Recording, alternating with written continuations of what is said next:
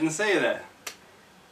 Today we're going to look at the top 10 most amazing ancient pyramids.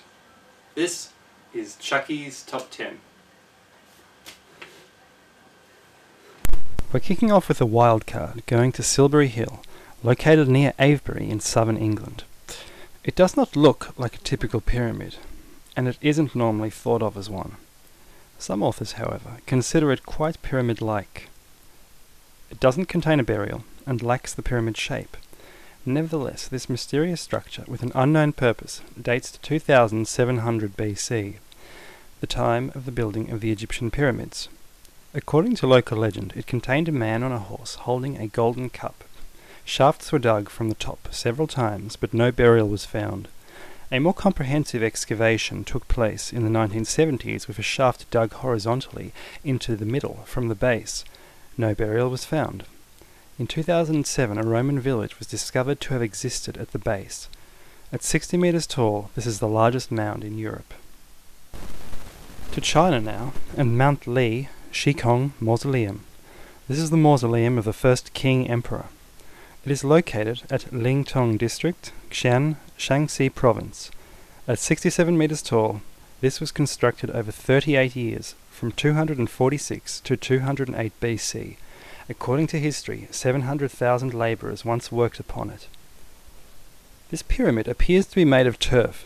In 2,000 years, the original 100-metre high, 328 feet, hillock has been weathered down to about 47 metres or 154 feet high.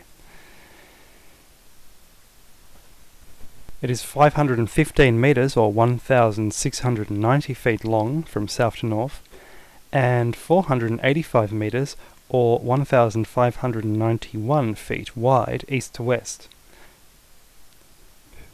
This has an area of 2,180,000 square metres.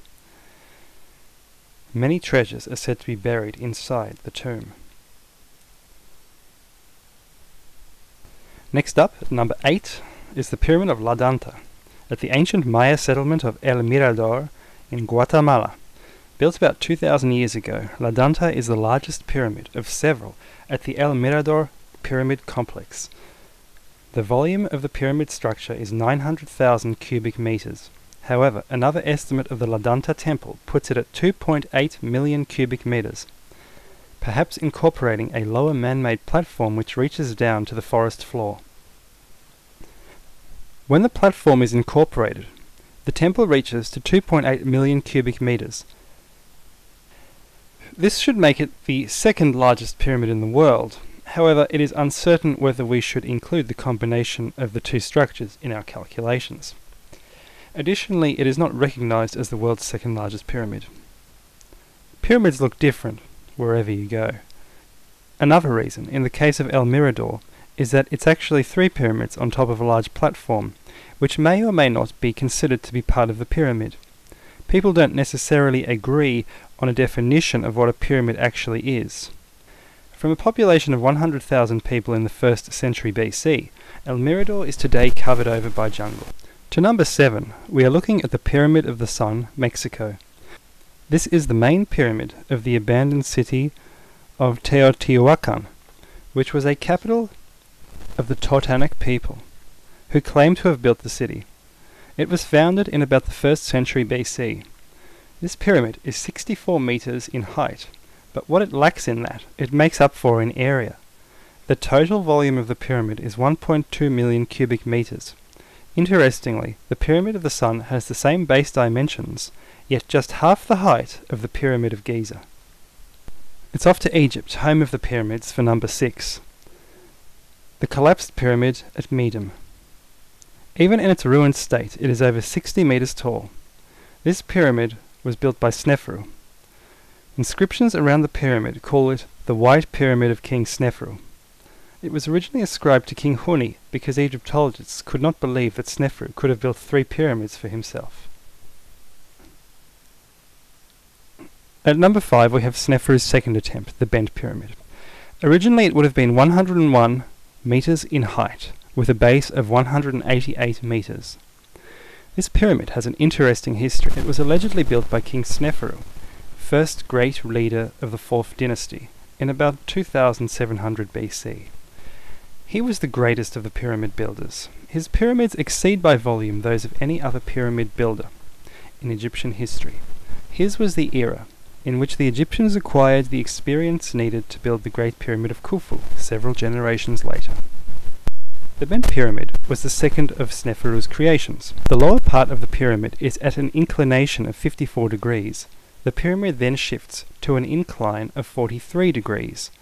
It is 101 meters high with a base length of 188 meters. According to conventional theories, the bend in the pyramid was a mistake due to the builders not taking the risk of inviting a pyramid collapse from too steep an angle. This mistake theory is used to explain the next pyramid being built at a shallow angle. They may have been aware of what may have just happened to the collapsed pyramid of Meidum. The mistake theory, however, is somewhat in ruins. It is now thought that the Meidum pyramid did not collapse until centuries after its building, removing the reason to change the angle of the later bent pyramid. With its shining casing stones, the Egyptian name of the structure is the Pyramid that is Shining in the South. Next up is the Red Pyramid of Dashur at 1.69 million cubic meters.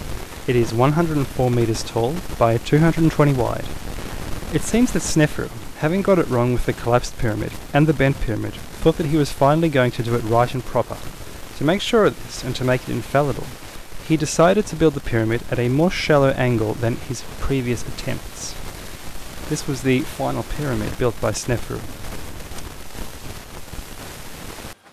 King Sneferu built 3 of Egypt's most amazing, precise, and brilliant pyramids. In spite of this, the man had some sort of nihilistic philosophy. As such, he was not buried in any of his structures, and his tomb has never been found.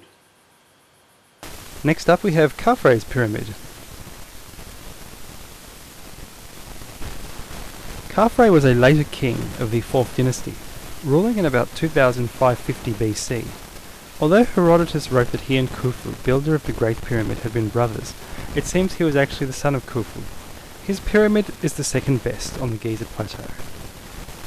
Unlike the other two, it lacks having 3 queen's pyramids, but does have its own little satellite pyramid. Next up we have the pyramid built by Khafre's predecessor Khufu. This is the grandest of all the pyramids. Known as the Great Pyramid, it clocks in at 2.58 million cubic meters. It is located against the cliff edge of the Giza Plateau, a seemingly dangerous position for a pyramid, yet this affords it with the best view, as well as the best view over it, from the Nile Valley below, and the former population centre lost under what is now a suburb of Cairo. The Great Pyramid is by far the most perfect of the Giza pyramids, and has had by far the most work put into it. It was built to a greater tolerance than the Khafre and Menkore pyramids. Despite its superb precision, it was built by a Stone Age civilization using hardened copper tools, a large population, and with lots of time and experience behind them. It is not only huge, but highly accurate in its construction. It is aligned to true north, with very little deviation. Flinders Petrie, one of the founders of modern Egyptology, thought that the pyramid was originally aligned to perfect true north, and was merely in deviation due to the shifting of the Earth's axis since the time it was built. It is often pointed out that the 350-foot length of the descending passage of the Great Pyramid is less than perfectly straight by approximately 1/4 of an inch. Even if that is exaggerated, it is still a very good piece of engineering. It all indicates that the Egyptians wanted to create something which would stand the test of time. We're leaving Egypt now for the big daddy of this bunch. This is going to be the Great Pyramid of Cholula. This is located at Cholula, Puebla, Mexico. It's also known as Tlaxihuatepetl, which in the Nahuatl tongue means artificial mountain. There are 2 estimates for the size of this thing, depending on where you start. It is similar to the Danta pyramid in that it has a kind of a platform.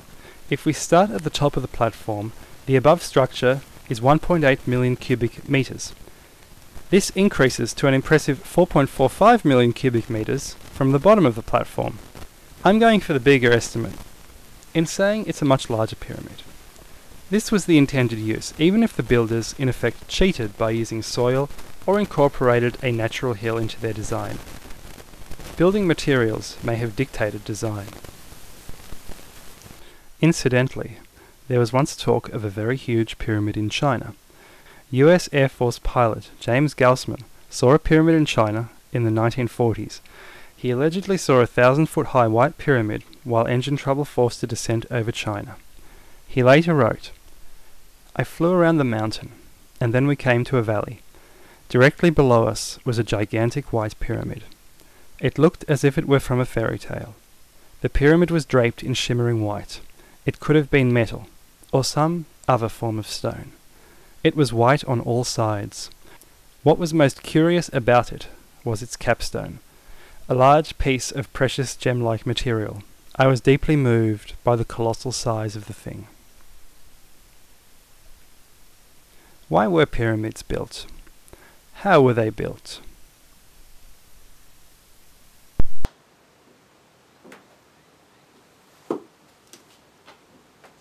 Pyramids. They are truly amazing constructions from a deeply distant and unknown time. But what are the final conclusions regarding these structures?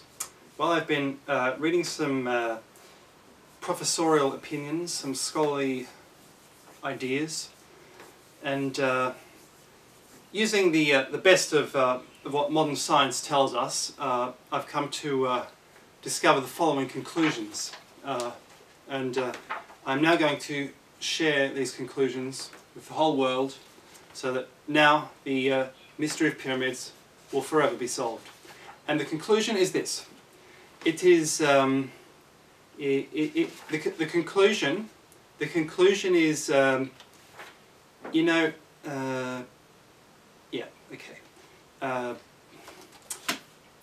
the conclusion is we just don't know. So there it goes. Okay. So